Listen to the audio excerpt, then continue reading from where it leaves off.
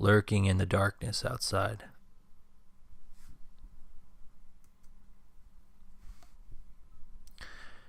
This creepy experience must have happened about a year ago now, around Halloween. And to this day, it still creeps me the fuck out. Me and my twin sister, Lauren, both 20 now, had moved into our first flat 3 months before this happened. Our parents helped us move into the flat, my dad hiring a van to get all of our stuff and the whole family, including my elder brother. Sam, who was visiting from England, helped us move furniture and numerous boxes into the flat. Our family helped us settle in. And luckily enough, our flat was actually next door to one of our dad's old friends. Danny.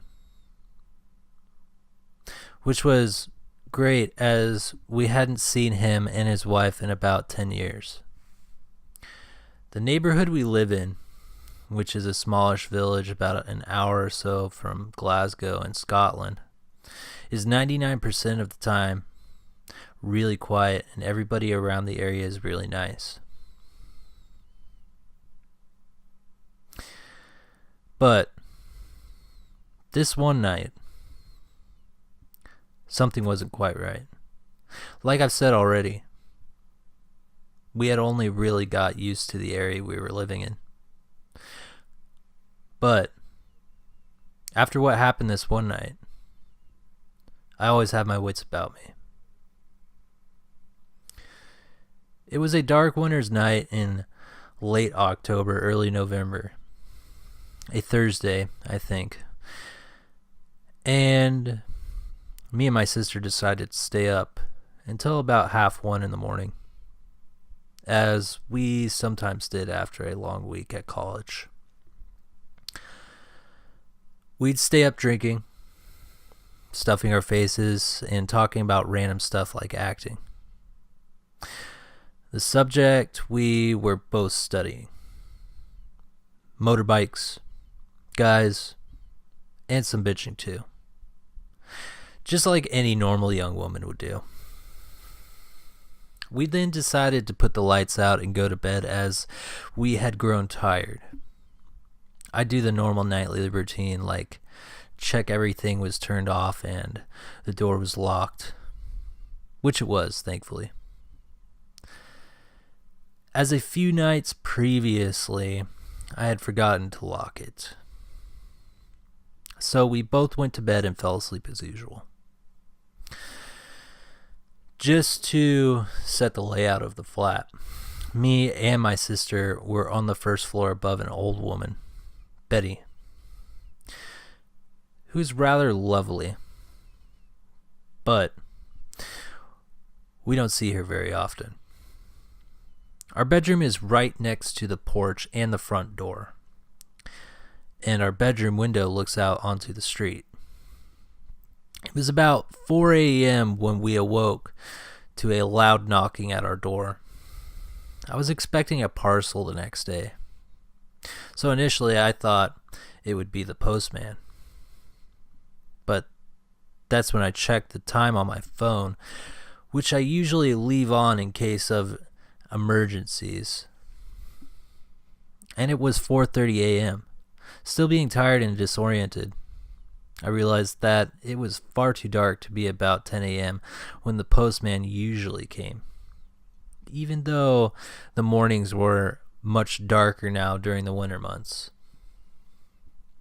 The banging on the door lasted about what felt like 20 minutes, but was probably less.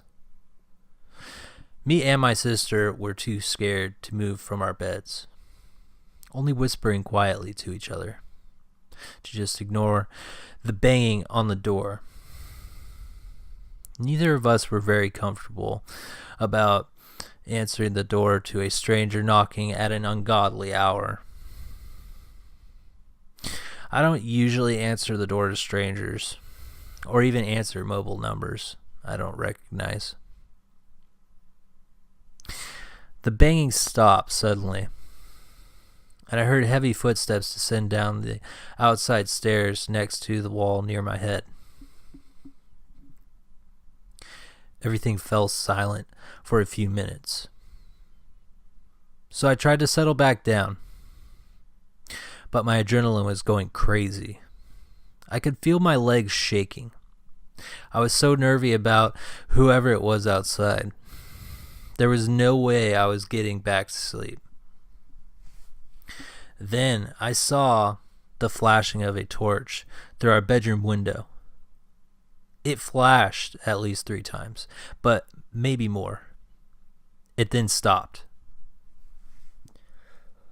I then heard what sounded like the man talking on the phone to someone or having a conversation with someone outside, sounding a bit agitated and angry.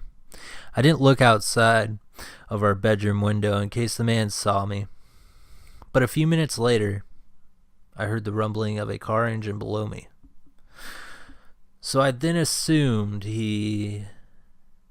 that came in his car.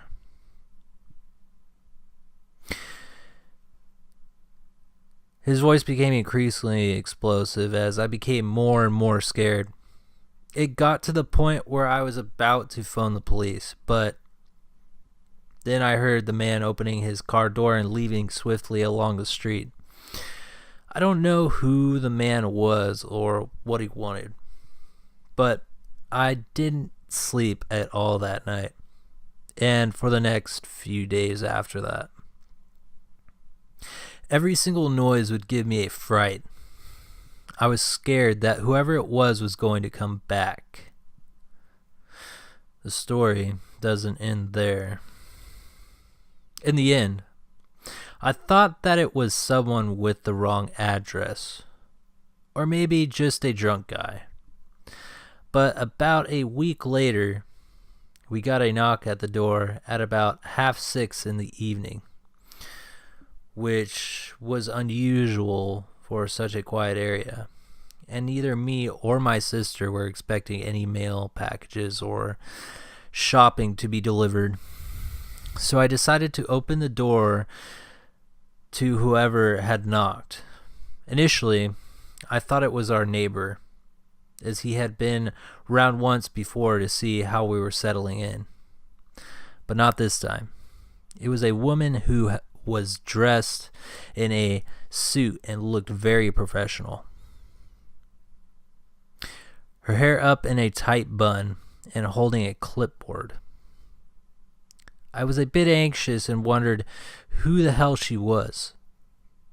I looked down at her name badge, but I can't remember her name now. Let's call her Molly.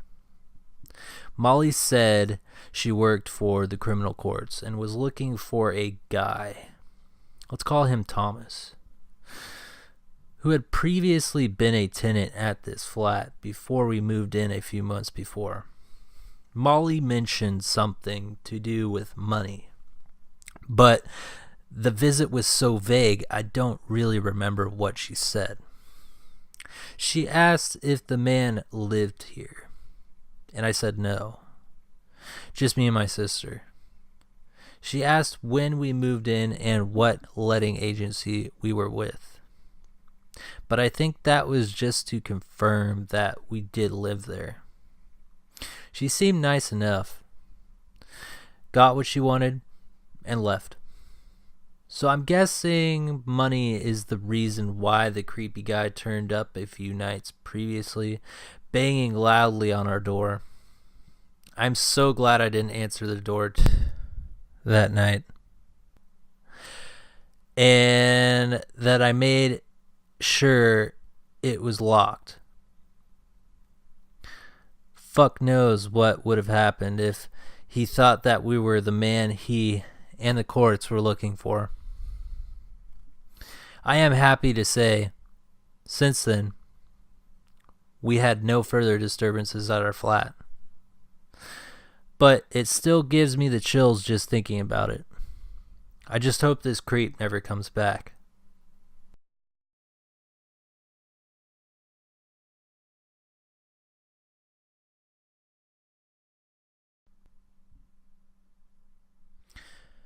Creature of the Darkness. The Creature of the Darkness. No one has ever seen him. This is a name given to what most people in this town assume to be a serial killer that's been committing murders throughout our town. No. That's not what's been happening. Well, not the serial killer part. This thing that's been causing the havoc is not human. It's a creature of the night that hunts its victims and feasts upon them. People would find the victims lying down as the bodies were destroyed, bleeding with wounds, eyes cut out, the mouths open. Now, not all the eyes were cut out according to the new, but what it's all most been like, this thing has been trying to send a message. If you saw that being with the glow at night, you knew you were in trouble. It's been said that message indicates the creature is trying to send a message. That message being to the victim.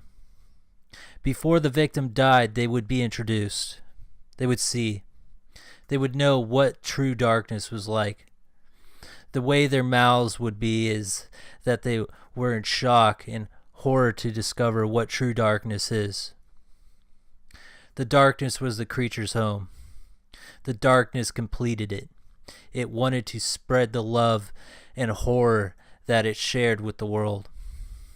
It wanted to what a real connection was. The darkness understood the creature, and the creature understood the darkness. It was a special bond, a bond that could not be broken. It's not murder. It's not terrifying. It's beautiful. It needs to be accepted for what it is. It's like any other bond.